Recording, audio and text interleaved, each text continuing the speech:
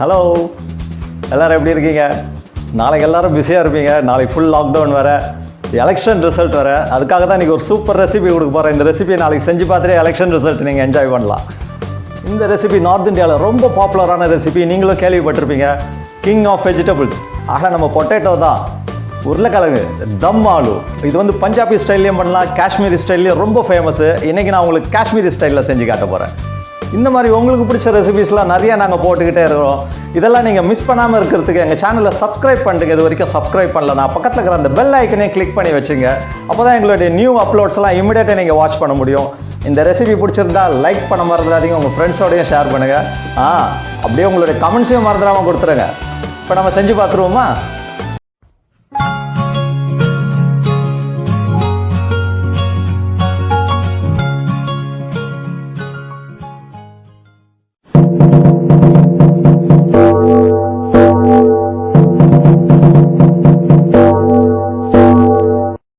Baby potato 1/4 kilo,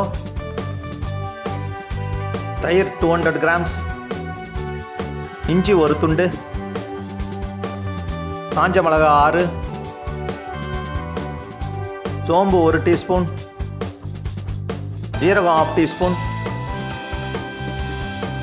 முழு தனியா 1 teaspoon, மிளகு 1/2 டீஸ்பூன், லவங்கம் 3, ஏலக்காய் 3, பட்டை 1 துண்டு, பெரிய ஏலக்காய் 1, மஞ்சத்தூள் 1 டீஸ்பூன், காஷ்மீரி மிளகாத்தூள் 2 டீஸ்பூன், ஜிஞ்சர் பவுடர் 1 டீஸ்பூன், பெருங்காயம் 1/4 டீஸ்பூன், கடுகு எண்ணெய், உப்பு தேவையான அளவு. ஃபஸ்ட்டு ஒரு குக்கரை நம்ம ரெடி பண்ணிக்கலாம். அப்புறம் இந்த தம் ஆலுக்கு நான் வந்து ஒரு 1/4 கிலோ பேபி பொட்டேட்டோஸ் வாங்கி வச்சுருக்கேன். இந்த சின்ன சின்னதாக இருக்கும்ல உருளைக்கிழங்கு, அதை நல்லா வாஷ் பண்ணிங்க. நல்லா வாஷ் பண்ணிவிட்டு இந்த குக்கரில் போட்டு அதுக்கு வேண்டிய அளவு தண்ணி ஊற்றுங்க. நிறையா ஊற்ற தேவையில்லை, கரெக்டாக அந்த உருளைக்கிழங்கு மூழ்கி இருக்கிற மாதிரி இருந்தால் போதும். இதை வந்து நம்ம ரொம்ப நேரம் குக் பண்ணக்கூடாது, ஜஸ்ட் பாதி வேக்காடு தான் வேகணும் அது. அதனால் ஒரே ஒரு விசில் விட்டு எடுத்துருங்க. இதுக்கு தேவையான அளவு சால்ட்டு கொஞ்சம் ஆட் பண்ணிக்கலாம் நம்ம இப்போது. இப்போ நம்ம ஃப்ளேமை ஹையில் வச்சு ஒரு விசில் வர வரைக்கும் வெயிட் பண்ணலாம். இப்போ இந்த உருளைக்கிழங்கு வெந்துகிட்டே இருக்கட்டும். அதுக்குள்ளே ஒரு ஸ்பெஷல் மசாலா ஒன்று நம்ம ரெடி பண்ணிக்கலாம். இதுக்கு ஒரு பேனை வச்சு இதில் 1 டீஸ்பூன் சோம்பு போடுவோம். சோம்பு ரொம்ப இம்பார்ட்டன்ட் இன்க்ரீடியன்ட்ஸ். ஆனால் காஷ்மீரி ஸ்டைலில் வந்து இந்த சோம்பு நிறையாவே இருக்கும். ஒரு 1/2 டீஸ்பூன் ஜீரகம் போட்டுக்கலாம், 1 டீஸ்பூன் முழு தனியா, அப்புறம் ஒரு 1/2 டீஸ்பூன் மிளகு, முழு மிளகு போட்டுக்கலாம். அப்புறம் ஒரு பெரிய ஏலக்காய், அந்த பிளாக் காடமம்னுவாங்களா, அது ஒரு துண்டு பட்டை, ஒரு 3 ஏலக்காய், 3 லவங்கம். இது எல்லாத்தையும் போட்டு நம்ம ஃப்ரை பண்ணக்கூடாது. ஜஸ்ட் அந்த நெருப்புக்கு மேலே அப்படியே நீங்கள் டாஸ் பண்ணிட்டு இருந்தாலே போதும். இதை ஹீட் பண்ணால் போதும். இது எல்லாத்தையும் நல்லா அது மாதிரி லைட்டாக ஹீட் பண்ணி நல்லா ஒரு பவுடராக நம்ம அரைச்சி வச்சுக்கலாம்.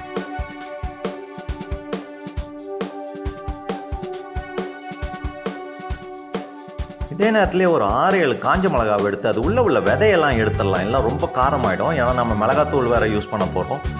இதெல்லாம் எடுத்து ஒரு சின்ன பவுலில் போட்டு நல்லா சுடு தண்ணி ஊற்றி ஒரு 10-15 நிமிஷம் ஊற வச்சு அதை நல்லா ஒரு பேஸ்ட்டாக அரைச்சி எடுத்துக்கலாம்.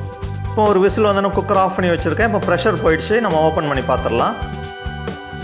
இப்போ இந்த உருளைக்கிழங்கெல்லாம் எடுத்து ஒரு பிளேட்டில் நம்ம ட்ரான்ஸ்ஃபர் பண்ணிக்கலாம். நல்லா வெந்திருக்கு, கரெக்டாக 1/2 வேக்காடு வெந்திருக்கு. இந்த தம் ஆல் வந்து நார்த்தில் ரொம்ப ஒரு பாப்புலரான டிஷ்ஷு. எந்த ஃபங்க்ஷன் கல்யாணம்னாலும் டெஃபினட்டாக அந்த டிஷ் இருக்கும். அதுலேயும் இந்த பஞ்சாபிஸும் காஷ்மீரியன் செய்கிற ஸ்டைல் தான் ரொம்பவே ஃபேமஸ்ஸு. இன்றைக்கி நம்ம இந்த காஷ்மீரியன் ஸ்டைலில் தான் நம்ம செஞ்சு பார்க்க போகிறோம். இதில் போடுற மசாலா அண்ட் ப்ரிப்பரேஷனே கொஞ்சம் டிஃப்ரெண்ட்டாக இருக்கும். இப்போ நம்ம இந்த உருளைக்கிழங்குல மேலே இருக்க அந்த தோலெல்லாம் உரிச்சு எடுத்துடலாம். இப்போ தோலெல்லாம் உரிச்சாச்சு, நம்ம இப்போ அடுத்த ஸ்டெப்புக்கு போகலாம். ஒரு டூத் பிக் வச்சு நம்ம எல்லாம் உருளைக்கிழங்கையும் நல்லா ப்ரிக் பண்ணி விட்டுக்கலாம். நல்லா குத்தும் போது டீப்பாக குத்திடுங்க. அப்போ தான் நம்ம ஃப்ரை பண்ணும்போது அந்த ஆயில் உள்ளே போய் உள்ள போர்ஷன்லாம் நல்லா சாஃப்டாக வெந்துடும். இது லாஸ்ட்டாக சாப்பிடும்போது நம்மளுக்கு தெரியும் எதுக்காக நம்ம இந்த மாதிரி பண்ணுறோம். அவ்வளோ டேஸ்டியாக இருக்கும். இது உருளைக்கிழங்கு சின்னதாக இருக்கிறதுனால நான் வந்து டூத் பிக் யூஸ் பண்ணுறேன். இல்லை நீங்கள் ஃபோர்க்கை வச்சு கூட குத்தலாம். ஃபோர்க் வச்சு குத்துறது கொஞ்சம் கஷ்டமாக இருக்கும், அதனால தான் நான் டூத் பிக் யூஸ் பண்ணுறேன். இந்த உருளைக்கிழங்கு பற்றி சொல்லும்போது இது வேர்ல்டில் எல்லா இடத்துலையும் கிடைக்கும். Almost all over the world இதை வந்து யூஸ் பண்ணுறாங்க. இதோட ஹிஸ்ட்ரி பார்த்தீங்கன்னா ஃபஸ்ட்டு சவுத் அமெரிக்கா அந்த பெருவில் தான் இதை வந்து கல்டிவேட் பண்ணியிருக்காங்க. அது கூட அந்த ஆடு மாடுங்களுக்கு சாப்பாட்டுக்காக தான் இதை வந்து கல்டிவேட் பண்ணியிருக்காங்க. அதுக்கு பிறகு தான் நம்மலாம் சாப்பிட ஆரம்பிச்சிருக்கோம். அப்புறம் இந்த ஸ்பானிஷ் வந்து இந்த பெருவை கேப்சர் பண்ண பிறகு இந்த ஸ்பானிஷ் தான் இதை வந்து யூரோப்புக்கே இன்ட்ரடியூஸ் பண்ணியிருக்காங்க இந்த உருளைக்கிழங்கு.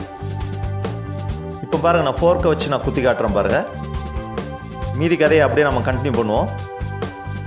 இதில் கொஞ்சம் கஷ்டமாக இருக்கும், அதனால தான் நான் டூத் பிக் யூஸ் பண்ணுறேன். இப்போ ஆல்மோஸ்ட் எல்லாத்தையுமே நம்ம குத்தி முடிச்சிட்டோம். இப்போ இது மேலே கொஞ்சம் ஒரு 1/2 டீஸ்பூன் மஞ்சத்தூளை நல்லா ஸ்ப்ரெட் பண்ணிக்கலாம். அப்புறம் வந்து காஷ்மீரி மிளகாத்தூள் எடுத்துங்க, அதையும் நல்லா இது மேலே ஸ்ப்ரிங்கிள் பண்ணி விட்டு உப்பு போட வேணாம், ஏன்னா நம்ம ஆல்ரெடி வேக வைக்கும் போதே நம்ம உப்பு போட்டுட்டோம். இது எல்லாத்தையும் நல்லா நம்ம மிக்ஸ் பண்ணிக்கலாம். எல்லாத்துலேயும் எல்லாம் ஸ்ப்ரெட் ஆகிற மாதிரி மிக்ஸ் பண்ணி விட்டுறாங்க. இப்போ அடுத்த ஸ்டெப் வந்து ரொம்ப முக்கியமான ஸ்டெப்பு. ஒரு 200 கிராம்ஸ் தயிர் எடுத்துருக்கேன். நல்லா திக்கு தயிராக மிக்சியில் போட்டு ஒரு சுற்றிருக்கேன். இது கூடவே நம்ம மிளகாவை ஊற வச்சு அரைச்சோம்ல, அந்த பேஸ்ட் ஆட் பண்ணிக்கலாம். இது ஆட் பண்ணுறதுனால டேஸ்ட்டே ரொம்ப டிஃப்ரெண்ட்டாக இருக்கும். அது இது கூடவே நம்ம வறுத்து அரைச்சோம் இல்லையா, இந்த மசாலா, அந்த ஸ்பெஷல் மசாலா ஒரு 2.5 டேபிள் ஸ்பூன் அளவுக்கு நம்ம சேர்த்துக்கலாம். 1/4 கிலோ உருளைக்கிழங்கு இந்த 200 கிராம் தயிருக்கு வந்து 2.5 டேபிள் ஸ்பூன் ரொம்பவே கரெக்டாக இருக்கும். இதையும் மிக்ஸ் பண்ணிக்கிட்டு இது கூட இன்னும் ஒரு இம்பார்ட்டண்ட் இன்க்ரீடியன்ட் ஒன்று சேர்க்க போகிறோம். இதுவும் அந்த காஷ்மீரி ஸ்டைல் இந்த ப்ரிப்ரேஷனில் வந்து ரொம்ப ஃபேமஸ். எப்படி சோம்புத்தூளோ அதே மாதிரி இந்த ட்ரை ஜிஞ்சர் பவுடர், சுக்குப்பொடி இருக்குல்ல, அது இது ரெண்டும் தான் எப்போதுமே ப்ராமினெண்ட்டாக இருக்கும் காஷ்மீரி ப்ரிப்ரேஷனில். அதையும் போட்டு நல்லா நம்ம மிக்ஸ் பண்ணிக்கலாம். இந்த தயிரோட அந்த மசாலா எல்லாம் நல்லா சேரணும். நல்லா ஒரு விஸ்கை வச்சு நல்லா மிக்ஸ் பண்ணிங்க. இந்த ப்ரிப்ரேஷன் கொஞ்சம் டிஃப்ரெண்ட்டாக இருக்கும். இப்போ அதுக்கு தேவையான அளவு சால்ட் ஆட் பண்ணிக்கலாம். இந்த காஷ்மீரி ஸ்டைல் வந்து நீங்கள் பாருங்களேன், செய்ய உங்களுக்கு தெரியும், ரொம்பவே டிஃப்ரெண்ட்டாக இருக்கும். டேஸ்ட் ஃபைனலாக அட்டகாசமாக இருக்கும். இப்போ இதெல்லாத்தையும் நல்லா மிக்ஸ் பண்ணி நம்ம தனியாக எடுத்து வச்சுக்கலாம். இப்போ ஒரு பேனை ரெடி பண்ணி ஒரு 4 to 5 டேபிள் ஸ்பூன் நான் மஸ்டர்ட் ஆயில் ஊற்றுறேன். கடுகெண்ணெய் நல்லா ஹீட் பண்ணிக்கணும். கடுகெண்ணெய் டேஸ்ட் பிடிக்காதவங்க நல்லெண்ணெய் யூஸ் பண்ணிங்க. ஆனால் இந்த தம் ஆலுக்கு கடுகெண்ணெய் தான் அவ்வளோ டேஸ்டியாக இருக்கும்.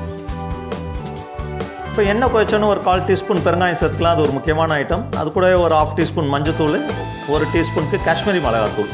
இது நல்ல கலரும் இருக்கும், காரம் கம்மியாக இருக்கும். இது கூட ஒரு 1/2 டீஸ்பூன் இஞ்சி சின்ன சின்னதாக நறுக்கி வச்சுருக்கு. இதையும் போட்டு ஒரு 10 செகண்ட்ஸ் நல்லா ஃப்ரை பண்ணிவிட்டு இம்மிடியேட்டாக நம்ம கொஞ்சம் தண்ணி ஆட் பண்ணிக்கலாம். இல்லை அந்த மசாலாலாம் ஒரு மாதிரி கருகிடும்.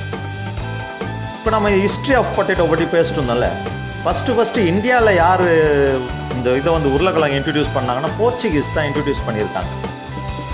அப்போ அதுக்கு பேர் வந்து பட்டாட்டா. அப்புறம் அந்த போர்ச்சுகீஸை டிஃபீட் பண்ணி பிரிட்டிஷ் வராங்களா ஆங்கிலேயர்கள், அவங்க தான் ஃபுல் ஸ்விங்கில் அந்த உருளைக்கிழங்கு வந்து இந்தியாவில் கல்டிவேட் பண்ணியிருக்காங்க. மேக்ஸிமம் ஃபஸ்ட்டு அவங்க பெங்கால் ஏரியாவில் தான் ஃபுல்லாகவே கல்டிவேட் பண்ணியிருக்காங்க. இப்போ இந்த ஸ்டேஜில் நம்ம அந்த தயிரில் கொஞ்சம் மசாலா ஆட் பண்ணி வச்சுருந்தோம்ல, அதை எடுத்து அப்படியே அந்த பேனில் நம்ம சேர்த்துக்கலாம். ஆனால் இனிமேல் தான் உங்கள் கைக்கு வேலை. கை விடாமல் கிண்டிகிட்டு இருக்கணும், இல்லைனா ஒரு மாதிரி அந்த தயிர் தரைஞ்சா மாதிரி ஆகிடும். நான் அடிக்கடி சொல்லுவேன்னா, இது பாருங்கள் இப்போயே பார்க்குறதுக்கு எவ்வளோ சூப்பராக இருக்குது. இது நல்லா ஒரு கொதி வர வரைக்கும் நம்ம இந்த மாதிரி மிக்ஸ் பண்ணிக்கிட்டே இருக்கணும். ஃப்ளேமை சிம்மில் வச்சுருங்க. அப்புறம் இந்த 18th செஞ்சுரி எண்டில் பார்த்தீங்கன்னா ஆல்மோஸ்ட் இந்த நார்தன் இந்தியா மலை பிரதேசம் ஃபுல்லாக உருளைக்கிழங்கு கல்டிவேட் பண்ணிட்டுருக்காங்க. இன்றைக்கும் பார்த்தீங்கன்னா நார்த் இந்தியாவில் உருளைக்கிழங்கு இல்லாத சப்ஜியே கிடையாது, நிறைய சாப்பிடுவாங்க. நாம் இங்கே சவுத்தில் தான் கேஸு அது இதுன்னெலாம் சொல்லுவோம். இப்போ இந்த தயிர் நல்லா வெந்துட்டு இருக்கட்டும். இந்த சைமல்டேனியஸாக பக்கத்தில் ஒரு கடாய் வச்சு ஹீட் பண்ணிக்கலாம். அதில் கொஞ்சம் எண்ணெய் ஊற்றிக்கலாம் தேவையான அளவுக்கு.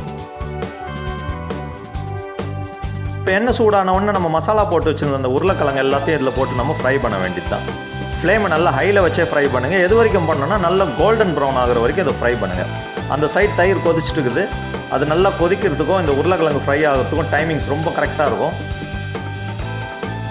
உருளைக்கிழங்கு மட்டும் அடிக்கடி அப்படியே திருப்பி போட்டுட்டே இருங்க, இல்லைனா ஒரே சைடு வந்து அப்படியே ஒரு மாதிரி ஃப்ரை ஆகிடும். எல்லா சைடும் ஈவனாக ஃப்ரை ஆகணும். மசாலா நல்லா கொதித்து ஓரளவுக்கு நல்லா திக்காகிடுச்சு. இந்த ஸ்டேஜில் கொஞ்சம் நம்ம வாட்டர் ஆட் பண்ணிக்கணும். ஆட் பண்ணி நல்லா மிக்ஸ் பண்ணி விட்டுக்கலாம். இப்போ கிரேவி நல்லா கொதிச்சு சூப்பராக வந்துருக்கு பாருங்கள். ஆயில் அப்படியே மிதக்குது. இந்த காஷ்மீரி ப்ரிப்ரேஷனில் கொஞ்சம் ஆயில் அதிகமாக தான் இருக்கும், அவங்களுடைய ட்ரெடிஷ்னல் ப்ரிப்ரேஷன் அது. இப்போ இங்கே பார்த்தீங்கன்னா உருளைக்கிழங்கு நல்லா கோல்டன் ப்ரௌனாக ஃப்ரை ஆகிடுச்சு. நம்ம ஸ்டவ் ஆஃப் பண்ணிட்டு அப்படியே சுட எடுத்து இந்த கிரேவியில் போட்டுடலாம். நாம் இந்த டூத்பிக்கை வச்சு ப்ரிக் பண்ணியிருக்கோம்ல, இதில் இந்த கிரேவியில் போட்டோன்னா அவ்வளோ மசாலாவையும் அப்சர்வ் பண்ணிக்கும் அந்த உருளைக்கிழங்கு. நீங்கள் சாப்பிடும்போது தான் தெரியும், உள்ள வரைக்கும் அந்த டேஸ்ட் இருக்கும். அவ்வளோ டெலிஷியஸாக இருக்கும், ஃபேண்டாஸ்டிக்காக இருக்கும் இந்த தம் ஆலு. இது நீங்கள் சப்பாத்தியோடு சாப்பிட்லாம், ரைஸோடு சாப்பிட்லாம், ரொம்பவே நல்லாயிருக்கும். ஒரு தடவை வீட்டில் செஞ்சு பாருங்கள்.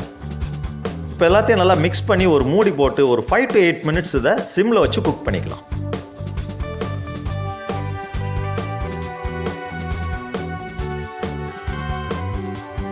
ஒரு 8 நிமிஷம் ஆச்சு, திறந்து பார்க்கலாமா? வாரே வா!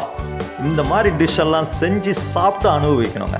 நம்ம சும்மா பேசிக்கிட்டே இருக்கக்கூடாது. எப்படி இருக்குது பாருங்கள், அவ்வளோ ஒரு அட்டகாசமான டிஷ் இது. இந்த சின்ன பொட்டேட்டோவில், பேபி பொட்டேட்டோவில் செஞ்சால் தான் இது ரொம்பவே நல்லாயிருக்கும். பொட்டேட்டோவை பொதுவாக சொல்லுவாங்கள்ல கிங் ஆஃப் ஆல் வெஜிடபிள்ஸ்ன்ட்டு, அது உண்மையிலே கிங்கு தான். அது டெஃபினட்டாக ட்ரை பண்ணி பாருங்க. எப்படி இருந்துச்சு இன்றைக்கி கிங்கோடைய ரெசிபி? நான் உருளைக்கிழங்கு சொன்னேன். உருளைக்கிழங்கு தானே கிங் ஆஃப் ஆல் வெஜிடபிள்ஸு. இந்த தம் ஆல் வந்து நார்த்தில் ரொம்ப காமன் பட் ஸ்பெஷல். ஏன்னா எல்லா ஒகேஷன்ஸுக்கும் பண்ணுவாங்க. அவ்வளோ எக்ஸலண்ட் டிஷ் இது. இதை கண்டிப்பாக ட்ரை பண்ணி பாருங்கள். இது ரொம்ப ஹெல்த்தி டிஷ்ஷுன்னு கூட சொல்லலாம். ஏன்னா உருளைக்கிழங்குல நிறைய ஃபைபர் கண்டென்ட் இருக்குது.